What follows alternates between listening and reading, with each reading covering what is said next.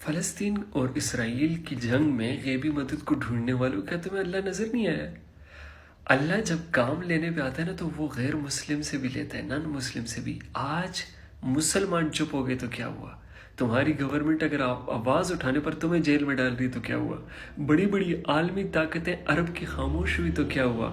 دیکھ لو، یہ social media سارا ایلومیناٹی کا سسٹم جو ہے، جو ایلومیناٹی والے نے کریٹ کی، اسرائیل والوں نے کریٹ کی، زائونسٹ نے کریٹ کی، صہیونی جس کو کہا جاتا ہے، اسی کو نن مسلم، آج مسلمان خاموش ہے اور نن مسلم جو کافر لوگ ہیں وہ اٹھ کر پاکستانیوں سے، مسلمانوں سے کئی اچھی طرح سے ایکسپلین کر رہے ہیں کہ دیکھ لو فلسطینیوں کی حقیقت کیا، ان پہ ظلم ہو رہے ہیں۔ جب تمہارا رب کام لینے پر آتا ہے، جب تمہارا رب غیبی مدد کرنے پہ آتا ہے، آج کل کی سب سے پاورفل چیز جو اس دور کی ہے نا، وہ سوشل میڈیا ہے۔ انہی لوگوں کو، ان کے ہی لوگوں کو ان کے خلاف یوز کر رہے ہیں۔ وہی لوگ اٹھ کے سچائی بتا رہے ہیں، وہی لوگ اٹھ کے بتا رہے ہیں کہ فلسطین پر فلسطینیوں کا حق ہے۔ یہ ہوتی ہے اللہ کی مدد، آپ کو دکھتی نہیں ہے۔ ایک طرف جہاد ہے، تم جا کر بندوق لے کر کسی کافر کے سر پر رکھ کر اس کو ایکسپلین کرو سب کچھ ایک چارٹ پر رکھوا کر۔ جہاد کے نام پر اگر تم چلے جاتے ہو لڑنے کے لیے اور تم یہ سب کچھ ایکسپلین کرتے ہو، وہ کبھی نہیں ماننے کو تیار۔ جب انہوں نے خود سوشل میڈیا پر سرچ کیا، جا کر دیکھا اور ہسٹری دیکھی، آج اتنا مسلمان اور ایک عرب یا پھر کوئی فلسطینی اچھے سے نہیں ایکسپلین کر سکتے جتنے کہ گورے کر رہے ہیں۔ وہ تو وہ باتیں کھرید کے ڈھونڈ کے لا رہے ہیں نا، کہ جو شاید خود فلسطینی سوچ رہے ہو کہ یار یہ بھی ہماری ہسٹری میں تھا۔ اللہ ایسے کام لیتا ہے۔ پھر اللہ جب پھر مدد کرنے پر آئے نا تو وہ یہ نہیں دیکھتا کہ اس کے ساتھ کون کھڑے کون نہیں۔ اللہ تعالیٰ تو خود فرماتا ہے کہ تم ارادہ تو کرو، تم ڈرتے کس چیز سے ہو، میں تمہارے ساتھ کھڑا ہوں۔